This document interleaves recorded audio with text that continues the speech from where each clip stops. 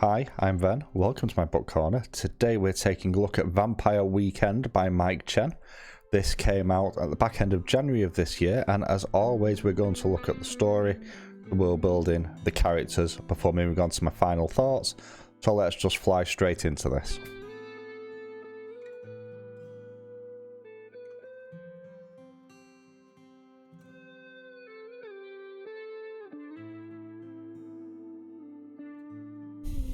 The story takes place over an extended weekend, as you would expect, and follows Louise Chao, a punk rock loving vampire who has been a vampire for decades at this point, has on multiple occasions been going through various different tryouts with different bands, but being a vampire, there's some issues around when she can and can't do things, which has sort of held her back. She's trying to stay relatively unnoticed, as vampires are in this setting. However, everything gets turned upside down when two people knock on her door. They are looking for Laura, the woman who used to live in this house and a relative of Louise's. The reason being that they are also relatives of Laura and, as it turns out, Louise. And they are a teenage boy of 13 called Ian and EJ, his granddad. They're in town due to the fact that Ian's mother is critically ill in hospital with terminal illness, and they, going through an address book, realised they had relatives, or may still have relatives, living in the Bay Area. Ian is very withdrawn and angry. As you would expect, his mother is about to pass away. He's already lost his dad, and everyone's treating him like a child. And for reasons that don't really make a great deal of sense, he ends up staying with this stranger for an extended weekend, where they bond over a shared love of music and rhythm. And it starts to build an interesting sort of rapport between the two, which we'll go on to in character stuff later on.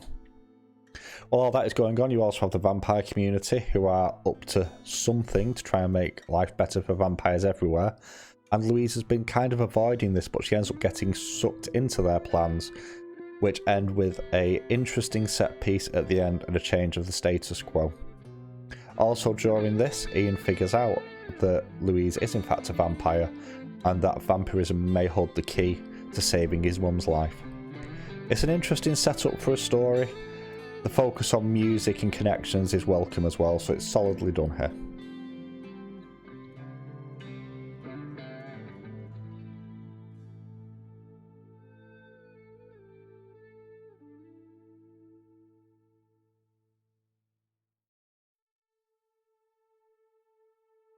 So overall, the world building doesn't do any heavy lifting here particularly.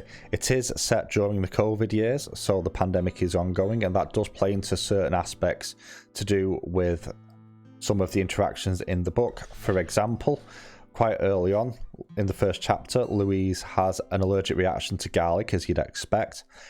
Unfortunately, the way this manifests is the streaming of eyes that people get with allergic reactions. In the case of a vampire, it's blood. And obviously this causes a mild panic of people around because they think they're going to get sick.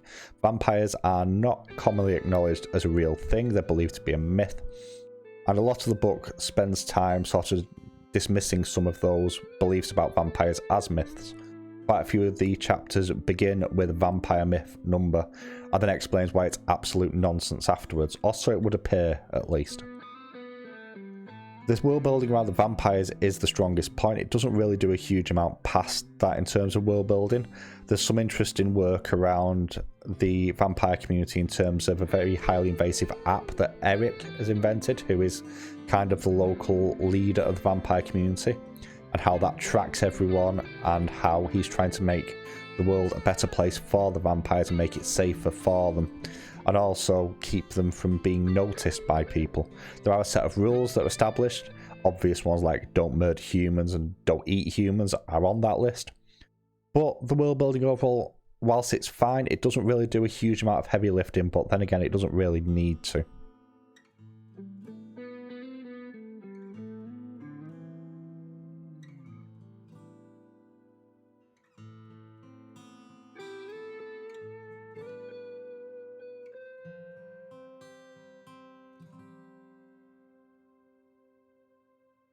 So Louise is obviously the main focus of the story, along with the teenager Ian, and Louise gets a lot more backstory, as you would expect, being the older character and the focus of the story. There's a lot of flashbacks to her time as a child at home and the issues she had with her family and the reasons for running away, and also her reasons for finding Laura and interacting with her and why she felt safe with her, and also why she's so distrusting of people in general. For example, the only other person that she sort of told her story to was a bandmate called Marshall, and they really did sort of bond, and then had an argument one night because basically he wanted to be a vampire.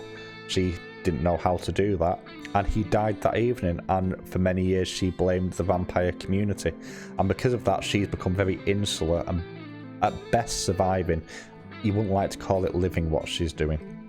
And then these people come into her life, and Ian, who is very much, he's the stereotypical angry teen, as you would expect in this circumstances anyway, and the way that they bond, and it kind of opens up her eyes to everything that she's stopped doing. They go to a gig, his first gig together, and it kind of reawakens something in her, and her whole journey from secluded and barely surviving to actually, I want to live and be better and do better, is quite a compelling arc. And you also get Ian sort of coming to terms with the fact that how angry he is and how he's been treated like a child, but here he's treated more like an adult. And he's shown as being very smart, very resourceful, very tech savvy. So there's some pretty decent character interactions going on here, and there is some character depth as well. So the characters are probably the strongest point of this story for me personally.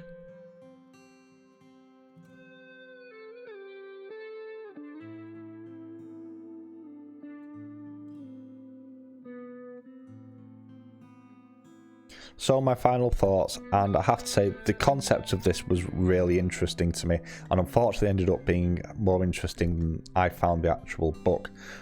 The story is by no means bad and the writing is absolutely fine, but I struggled to engage with this one until about the halfway mark for one reason or another. The pacing just felt a little bit too slow in the first half. That being said, the two main characters of Louise and Ian are compelling, and they have a really interesting dynamic, especially when it properly kicks in the second half. And all the sort of stuff going on around the vampire community is an interesting subversion on how you normally see vampires portrayed in literature, and also how important data and information is. And there's a bit of a warning there on how invasive tech is in our lives and how much data they can actually collect and how much can be hidden from you. Is an interesting sort of throughput in this. All that being said, this isn't a bad story by any stretch of the imagination. It does sit in C tier for me personally. It's just not my kind of book, but I'd love to know what you think. Have you read this? What do you think? Let me know in the comments below. Catch you next time.